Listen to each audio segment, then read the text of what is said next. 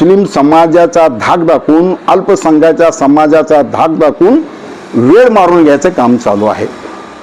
आणि मी ह्या तुमच्या माध्यमातून वहिनीला आणि पार्थ दादाला सांगू इच्छितो की मुस्लिम समाज व अल्पसंख्याक समाज अजितदादा पवार राष्ट्रवादी काँग्रेस पार्टी यांच्या पाठीशी आहे, वहिनीच्या पाठीशी आहे आणि पार्थदादाच्या पाठीशी आहे, असं ढोंगी बाबाच्या पाठीशी नाही.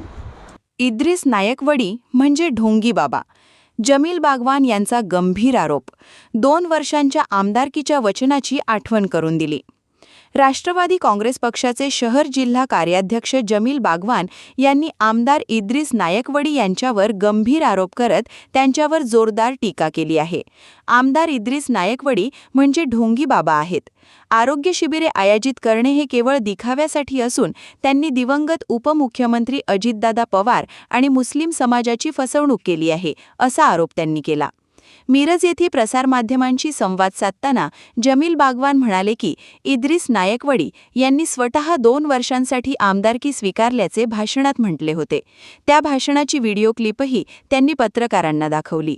2 वर्षांचा कालावधी पूर्ण होऊनही त्यांनी आमदारकीचा राजीनामा दिलेला नाही, असा दावा त्यांनी केला. बागवान यांनी पुढे सांगितले की मुस्लिम व अल्पसंख्याक समाजाचे प्रश्न सोडवण्यासाठी दिवंगत उपमुख्यमंत्री अजितदादा पवार यांनी इद्रिस नायकवडी यांना आमदारकीची संधी दिली होती. मात्र त्यांनी समाजाच्या हितासाठी कोणतेही ठोस कार्य केले नाही. मुस्लिम समाज हा दिवंगत अजितदादा पवार, विद्यमान उपमुख्यमंत्री सुनेत्रा पवार आणि पार्थ पवार यांच्या पाठीशी ठामपणे उभा आहे. मात्र संपूर्ण मुस्लिम समाज आपल्या पाठीशी असल्याचा दावा करत इद्रिस नायकवडी आमदारकीचा राजीनामा देत नसल्याचा आरोपही त्यांनी केला. यावेळी त्यांनी असा दावाही केला की यापूर्वी माजी मंत्री जयंत पाटील यांनाही इद्रिस नायकवडी यांनी फसवले होते. सांगली, मिरज आणि कुपवाड महानगरपालिका निवडणुकीतही इद्रिस नायकवडी यांनी राष्ट्रवादीच्या अधिकृत उमेदवारांच्या विरोधात काम केल्याचा आरोप जमील बागवान यांनी केला. प्रभाग क्रमांक 6 मध्ये काँग्रेसच्या बाजूने, प्रभाग क्रमांक 5 मध्ये राष्ट्रवादीचे उमेदवार करण जामदार यांच्या विरोधात, तर प्रभाग क्रमांक 7 मध्ये भाजपाच्या उमेदवारांना मदत केल्याचा दावा त्यांनी केला. इद्रिस नायकवडी यांच्या राष्ट्रवादी विरोधी भूमिकेमुळेच सांगली, मिरज, कुपवाड महापालिकेत राष्ट्रवादीचा महापौर होऊ शकला नाही, असा गंभीर आरोप करत जमील बागवान यांनी आमदार नायकवडी यांच्या भूमिकेवर प्रश्नचिन्ह उपस्थित केले. Bureau report, digital Sangli news Marathi. लोकनेते स्वर्गीय अजितदादा पवार यांच्या जयंतीनिमित्त आमदार इद्रिस नायकवडीनं जो आरोग्य शिबिर घेतला आहे ते एक ढोंग आहे.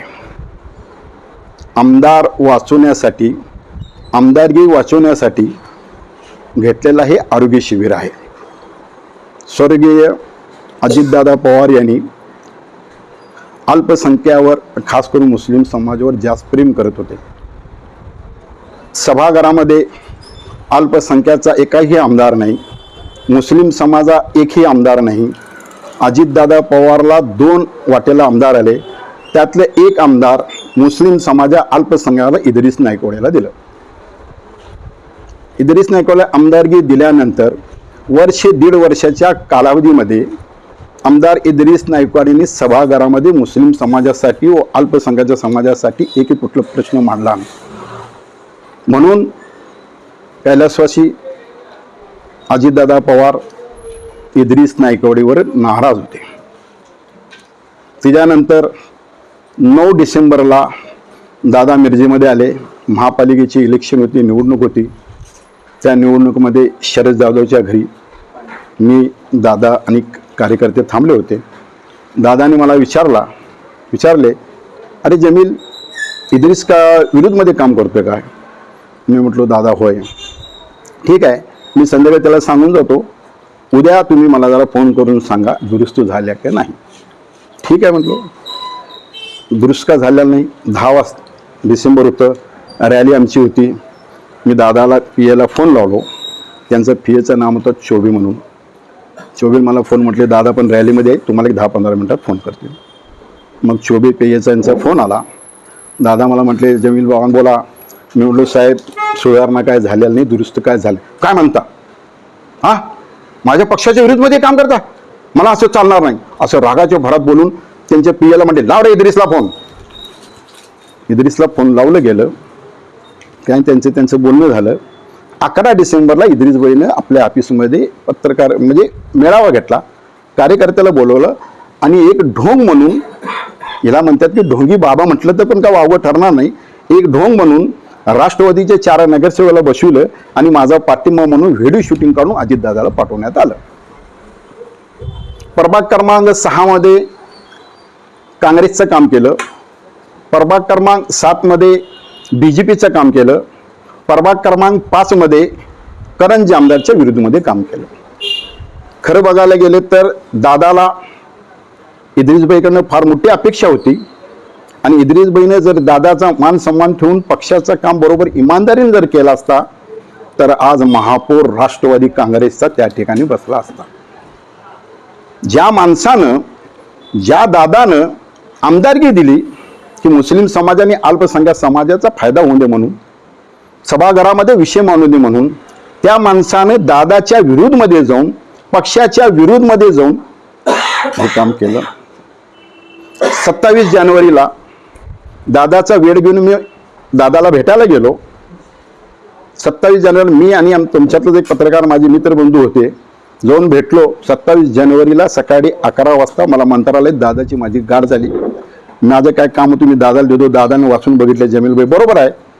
दादाने मला सांगितले, जमील, सांगलीतले एक 4 पदाधिकारी माझ्यापाशी बारामतीला आलेले होते आणि इद्रिस नायकवाडीबद्दल मला सगळं तिने काय सांगायचं ते सगळं सांगितलं.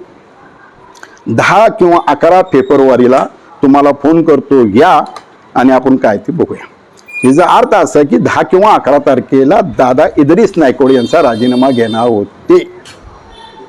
मुस्लिम समाजाला, खास करून मुस्लिम समाजचा कुठलाही लहानचा लहान कार्यकर्ता असो किंवा मोठा कार्यकर्ता असो, दिलेला शब्द हा पूर्ण करत असतो.